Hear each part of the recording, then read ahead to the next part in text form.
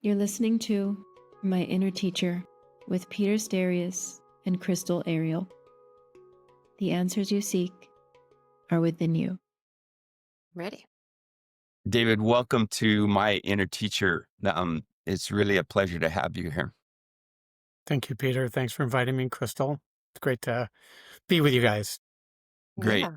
So the thing that is really potent for me right now is this idea of regenerative, that word regenerative.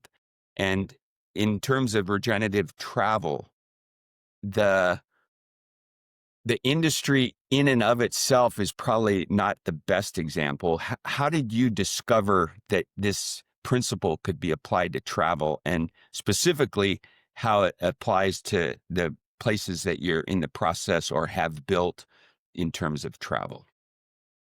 So my evolution to regeneration really came through conservation and working on a jaguar conservation project in Mexico, and then eventually into social impact, because even if you save an area, it doesn't mean you're really saving it, because the people around it who are still poor may come in and log and hunt jaguar.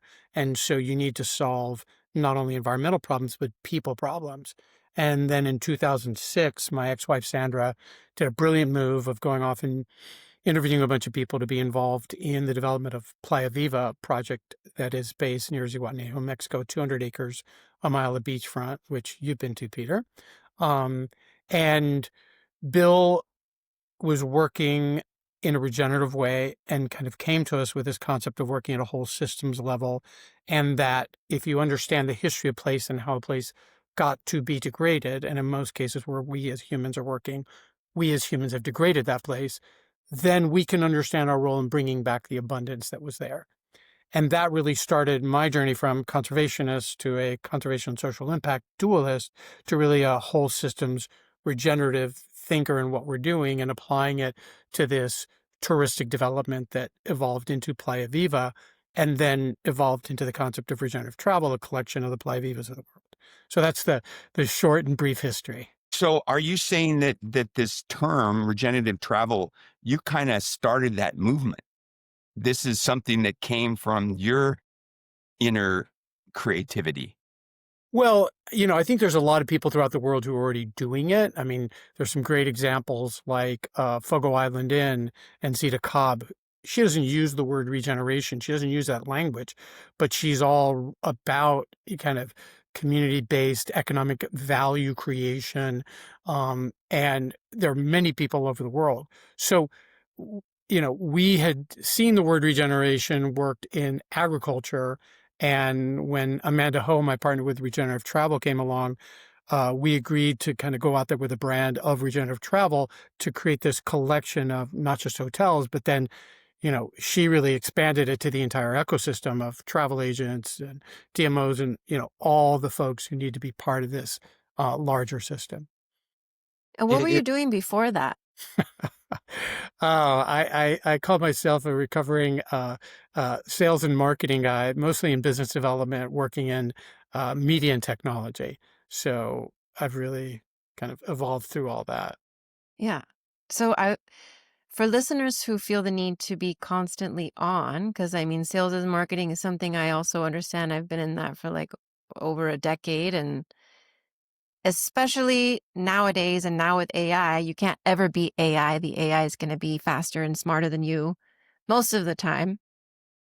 But talking about that extraction, or that first extractive paradigm you had to dismantle this move from like sales and marketing and being on and business development and all that stuff, and then moving into something that's much slower, much, nature focused. And relationship focused. Yeah. Yeah. Can you talk a little bit about that? How did that whole transition happen? Well, I think it's a process. I think, I talk about regeneration, that, you're moving from green to sustainable to regenerative, but, it's a path and it's a journey, and none of us are perfect. And the more we know the more we realize we don't know, and the more we can do to get there. So, it started with conservation. When you're standing at the top of the Colored Pyramids and you're looking out at this land that's just untouched by humanity.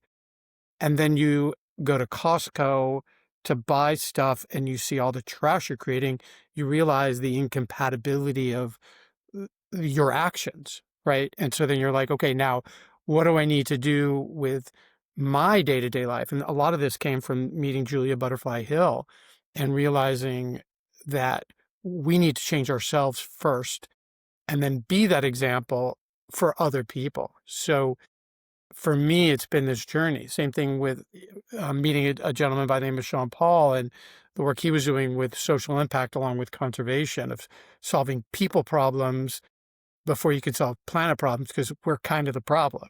So it's really an evolution. And then with regeneration, it was beginning to work at this whole systems level, and then eventually looking at our role in the watershed, so looking at our upstream and our downstream impact of what we're doing. And so at each one of those stages, especially even getting into impact investing, realizing that it's in our actions. I say we're tourists every day once we leave our houses, and how we interact with the world. And we each make individual choices to make a positive impact or a negative impact.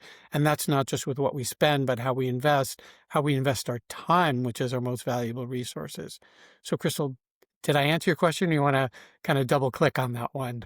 Yeah, I guess I wanted you to talk a little about the extractive paradigm. Like, what does that even mean?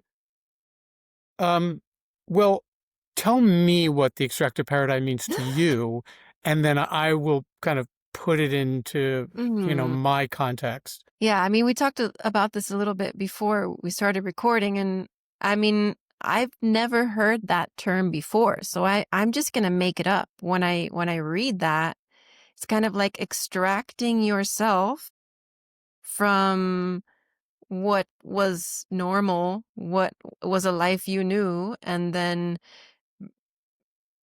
it says dismantling everything, basically breaking everything you thought you knew, and to build something brand new. Yeah. Well, I think from a regenerative standpoint, as I've come to learn regeneration and what it means, much of it is about history of place and honoring place and understanding, as I said earlier, how that place got to be the way it is and how it got degraded, and our role in bringing back the abundance that was there. And so much of it is about changing this mindset from a scarcity mindset to an abundance mindset. And so I think the extractive nature is really getting yourself out of that scarcity mindset, knowing that there is enough. If you're interacting in a natural system, that system has all it needs to thrive. And then, getting out of its way, but at the same time, we as humans, I think, have a very special role in that.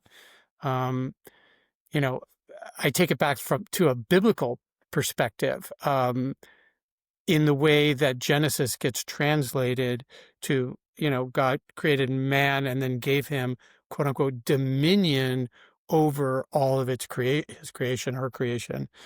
And the word really isn't dominion. It's a word that's closer to stewardship, or a responsibility to take care of. It's a special role that we have. And so I think if I'm extracting myself from anything, it's that mindset about, take, use, discard, into a mindset that's about integrate, help make whole, resiliency, and much more circular. From an Yeah. entrepreneur standpoint, launch, listen, learn, launch, listen, learn, launch, listen, learn. So I want to comment on that biblical reference, because it is interesting how in English we're looking at Bibles that have been translated from languages, And the difference between dominion and stewardship is huge. But for a translator translating, it's just like a switch. It's just a simple, you can define it as dominion, but isn't stewardship the more heart of the matter? And, my experience in that is looking at the multiple sources of translations, you usually find what you said, the original intention was probably more towards stewardship over dominion. But for whatever motivation, a particular translator may have just kind of slipped that dominion word in there. Right. Well, and from a regenerative travel standpoint, Minion gets to, I'm going to create a box, put air conditioning in it, separate myself from the natural environment, separate myself from place. And as a result, I get a generic experience. Whereas I think travelers are now wanting to connect more to place. And so it is undoing that box. Yeah, awesome. And connecting to people and having that reciprocal relationship at a one-to-one, honest, with integrity and respect, and not taking, but being part of that living cycle. So yes, definitely. I have 2 teenage daughters traveling with us when we came to Playa Viva. We found out that internet is pretty spotty at your resort because they couldn't be on their phones. And we had to play board games at night, and we had to be content with laying on a beach and reading books and interacting. And it was a parent's joy to be at your place. And I don't know if you get that feedback a lot with families, but it worked to a T, and it was fantastic experience at Playa Viva for the whole family. Well, thanks for saying that. And it is intentional. We do realize that people need to stay connected so they can chill out and relax. Okay, the world isn't exploding, and I can go back to reading my book on the beach. But we have this term called immersion in the luxury of nature. And my ex-mother-in-law gave me a book once called Children Need Wild Places. There's something about that just opens them up. And when we did some of our early research about, how to market Playa Viva and brand archetyping, what we got back from folks was when we asked them the question, what are your fondest memories of vacation with your family or vacations? And inevitably the question wasn't the trip we did to Disneyland or Six Flags or wherever. It was the cabin on the lake that we used to visit, the beach trip. It was something about being in nature, always connecting with family and nature. Yeah. Well, it worked. It was a joy. It's a lifetime memory for us to be at Playa Viva. Well, thank you. You're welcome. Okay, end of call. We did it. I want to talk to you about patience. Yes. Okay, so you start this fantastic concept, and you've got this hope that it's going to be successful, but it's not going to happen overnight. And you have this extended period of construction, extended period of system, setup, but the bank is still like needing payment on whatever, finances, et cetera, et cetera. How do you weather that? How do you maintain enough patience and vision to just stay on course, stay on the path? Yeah. Well, the other part of the story is we bought the property in 2006, hired Bill Reed and Regenerative in 2007, and the original idea was to create a residence community and boutique hotel, and we opened our model homes in October, November of 2008. Nice. Oh, yeah. Global economic collapse, housing collapse, nobody's going to buy a second home. So patience, the universe throws patience at you. And I think any good entrepreneur has to pivot. And what we did is we turned model home into boutique hotel, and then expanded. And we expanded with some Queen Echo casitas, and then we started getting more retreats, wellness, yoga, meditation, other types of retreats. And they were asking for a different room type where we could fit 4 two-room quads and other facilities, what became our yoga platform. Now we have 3 yoga platforms or event spaces.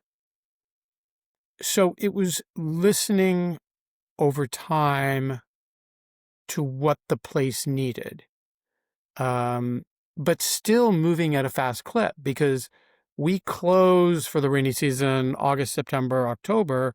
We got to be open for guests November, December. Otherwise, we lose December, January, February, So in many ways, it's wait, hurry up, wait. It's like making a film. Hurry Right. up, and also, I think on a waiting standpoint, the original design idea from the Regenerative team was to build tree houses using living palm trees transplanted from the coconut grove to the dunes as a vegetative fabric to protect the dunes. And we did some tests and it worked, but then on existing palms, but then we started transplanting palms and we weren't as good at that. And it took us a couple of years to get a point where we could get about a 99% confidence interval on transplanting those palms. And that's when we created our first treehouse, which was a huge success. I mean, travel-wise, you need these iconic images, and it was on the cover of Travel and Leisure magazine, which was a wonderful thing for a small little boutique like our hotel like ours. And then eventually building out the whole manta ray treehouse village, which came from a drone video taken by one of our guests of this squadron of manta rays that looked like trash to them originally. And then they came down in and were like, oh my gosh. And so that became the inspiration. So really allowing nature to inspire. So by, I think, waiting and building this over time, we've built something so much better and so much more unique than just kind of boom, dropping the whole thing there. You Again, mentioned I'm something that I really want to touch on really quick, which is pivoting. And in connection with patience and waiting and listening, sometimes you have to pivot, but there is such a thing as pivoting too much. Like, you're like, this isn't working, change. This isn't working, change. This isn't working, change. So what advice would you give someone, or what have you Yeah. experienced in your own journey, where what I'm trying to say is, how do you differentiate when you're jumping too much Yeah. and when it's the right time to actually make a change? Yeah. Well, I think what came to mind when you asked me that question is, or the first thing that kind of jumped into my mind is one of the early process we did along with the history of place of what is Playa Viva is we came up with a set of core values. So there are 5 core values of Playa Viva about waste, water, and energy, about creating a living legacy, promoting biodiversity because of our background with the jaguar habitat. But 2 core values are around creating transformational experiences and promoting um, uh, meaningful community. So transformational experiences and meaningful community. Those core values, those core principles are what guide us. So there are certain things that don't change. Are we still creating a place that creates an immersive experience in nature that creates that transformational experience where you feel at home and there is that sense of community? That we're not going to really pivot on. But when COVID hits, you pivot. When the Trump slump hits, which is hitting a lot of travel and tourism folks. I just got off a call with Regenerative Travel with hoteliers all over the world, and many of them are seeing a 10 or 20% drop in business. You pivot. So we're not pivoting from the core of what is Playa Viva. We'll be pivoting how we market, who we market to, how we expand that market as a result. So it's verifying what's happening in the market. Like an interesting thing that happened with COVID is I got on a call with one of the folks from the Glamping Hub. Playa Viva was on the cover of Glamping Hub at one point, and asked Ruben, what are you seeing in the marketplace? And what they were seeing was a about, I think he said, any place that was within a 2-hour and 58-minute drive from a major metro was seeing 99% occupancy in glamping sites. And I was like, okay, so that's what we're going to do. We turned all of our, at this point, Facebook marketing to Mexico, because Facebook is big in Mexico, to, I think we did a 4-hour radius around Playa Viva to market. So it's when you pivot, get good market data and information to verify why you're doing what you're doing. This information sourcing, how do you source what you would consider valid or trustworthy information? Because, we've got so much information now. Does it come back to the kind of old-fashioned relationships, like this example you just described? You talked to someone that you trusted or that you have a relationship with, and you went with it. But I'm sure you could have found, a ton of other sources that were saying maybe something different. So how do you make that decision? How do you make that call? Well, yeah, this is part of like, how do I keep my fingers on the pulse of what's happening out there? Exactly. How do I listen deeply? You know, I think in each one of these cases is who is the closest peer group set to what you're going through, and then ask them what they're experiencing and what their knowledge set is from that. In the case of Ruben, here's an aggregator for glamping. Because of COVID, people needed to be outdoors. So that peer set was perfect, and he had the data. With regenerative travel, here, these are peers because they're all boutique hotels around the world. They are around the world, so I'm not just getting the data from a US or, a data aggregator in that sense, but I'm getting anecdotal but fairly good data because it's coming across various folks. So that's kind of my suggestion on that. But yes, personal relationships.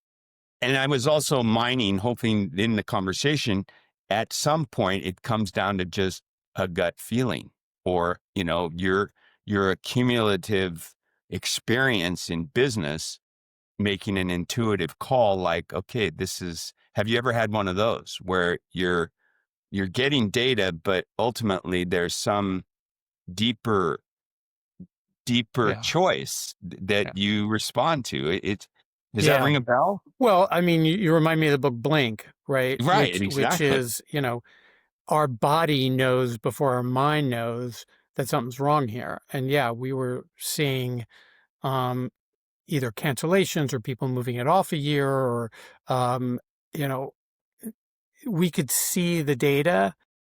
And it was once we got that outside verification, we're like, okay, yeah, this is really happening. It's not just us, you know, that it's going through. But yes, that's the hard part, is really trusting your instincts once you start feeling it, and then go verify. Right. Yeah, that we here at this podcast have been talking to so many people about this moment, and it's really refreshing to hear your moments on how you've built something that's, in our family's opinion, the best place on the planet to go for a holiday. Well, thank you. And come back. We're planning on it. Yeah, we're planning on it. Crystal, when are you coming? So I heard there's a retreat. There's a possible retreat happening in the works with A Donnie, retreat no? like from the founder of Manduka, that guy? Yeah. I've heard that too. good. Yeah, Let's make it happen. yeah. Then we can have this conversation there live. Yeah, yeah. I want to ask you a question about breaking, tearing down. Yeah. Going back to that, can you share an example of an old business model or a personal belief that you had to completely tear down to make space for what you're now doing or what you've been doing at Playa Viva? Well, the first thing that comes to mind is kind of a management model. These kind of hierarchy models and from the top down kind of thing. There's kind of a paradigm that I use, which is, what's the difference between the manager that walks in the meeting and says, what went wrong, to the manager that walks in the meeting and says, how can I help? And, obviously when the manager comes in and says what went wrong, everybody's pointing fingers. Blame is going around. Nobody wants to share because it creates this culture around blame and fault. And for me, it's really more about how can I help? I am here as a resource. What do you need to be successful? And really supporting folks at every level is one.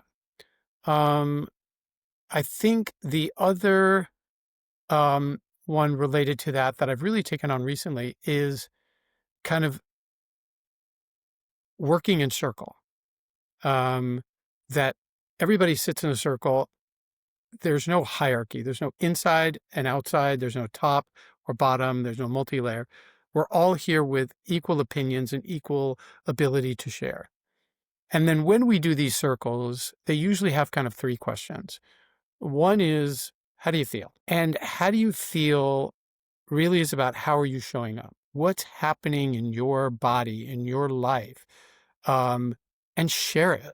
And the reason is you show up as a real person and everybody sees you as a real person.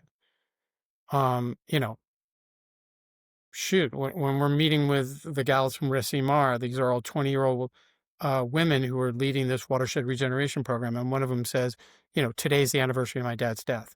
Like, wow. Okay.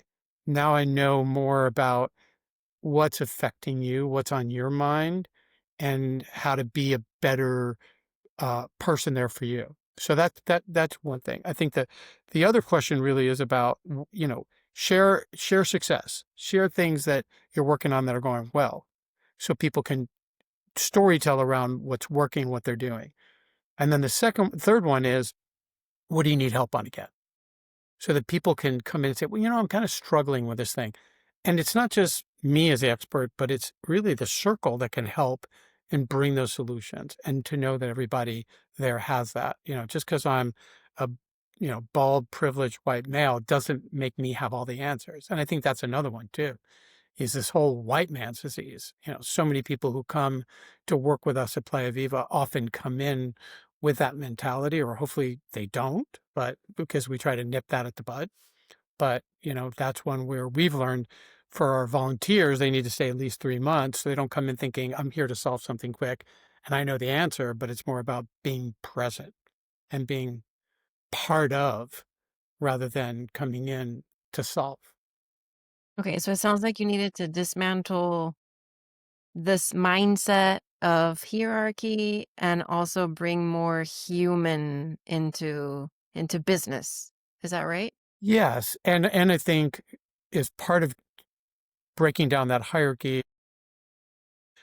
working on a culture of trust and a culture of love, we love the hell out of our employees, and in turn, they love the hell out of our guests.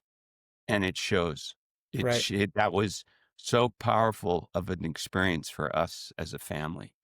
And they did so many things that you could tell they weren't asking permission to do these things. They just were doing them because it was the right thing to do. And one example is that, I don't know if you knew this, but we had, I don't know, the room where we were staying was going to get deluged or something, whatever it was, but you guys upgraded us to that treehouse. I think it was the initial treehouse. And it turned out to be, again, one of those magical moments that we weren't anticipating. And I'm sure it just happened at a level because your site manager said, this is the right thing to do for these people, and they did it. So bravo for that. Thank you. I want to touch on one thing. How do you see this model in 5 years from now? Like, what do you see Playa Viva being in 5 years? More growth, more tree houses, more this, more that, or just doing what you do with the resources that you have in a extraordinary way? Right. Well, the first thing that came to mind when you asked me that question is less of me, right? That, the place doesn't require my input, that, whatever of my DNA is being infused in the place, that they've got it, right? So I think that's one.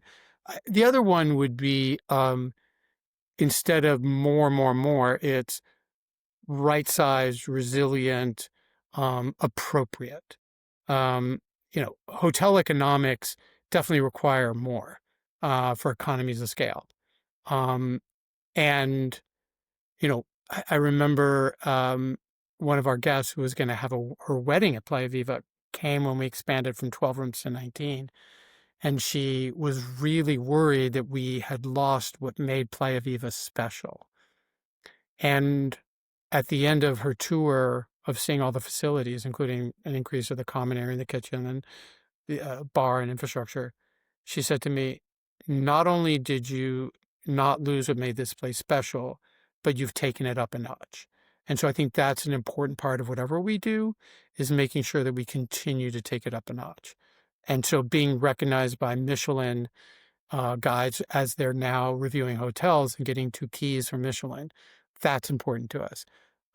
When we were certified by B Corp, we were the highest rated hotel in the world as far as grade from them. And so we're being recertified with B Corp now. So how can we keep taking our game up?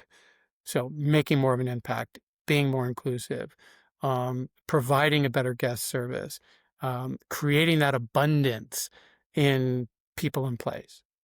Yeah. Wow. As we come to the end of this episode, I don't want to pass up on the opportunity to talk about reciprocity. So I think this is a good segue into that. And so maybe can you define what reciprocity is to you? And then I want to ask you about something that the listener can implement to introduce that philosophy into their work or their business. Yeah. Well, I can give you examples of what I think reciprocity means to me. One, I would start with a quote that I'm using these days, which is by Anthony Bourdain, which is travel isn't a reward for working, it's education for living. And so it comes in that education for living is in that interchange, in that reciprocal experience between what I'll say guest and host, and learning not only how to be a good guest, but being a good host and vice versa, and what that means. And the example that I've liked to use recently is there's the turtle sanctuary. Peter, did you guys have a chance to release baby turtles? Twice. And how was Yeah. that experience for you? Absolutely fantastic. And I'm so glad that, because this is, again, something that I'm sure was a local, you guys never use the same location to take the baby turtles from the hatchery. You use different locations so that the wildlife don't anticipate one location. And so every baby turtle that we saw made it to the water without any predators around. Yeah. So a lot of guests tell us it's a life-changing experience. Oh my God. And let me tell you something. I've been in Playa Viva now for 19 years. I have released baby turtles so many times. It is like washing the dishes. Like, okay, here they go. All right, it's going to be this much. And here's guys are going to get in first, and then the medium, and then a couple of stragglers. And okay, now we're done. Let's go. Right. As somebody from this community where releasing baby turtles is an everyday thing, interacts with a guest like you, Peter, and your family, who are marveled by how amazing this is. There's a reciprocity there that's unspoken of, oh my God, my place is really great. And what you do is amazing. And so while they're delivering this experience to you, you're actually delivering something to them in an unspoken way.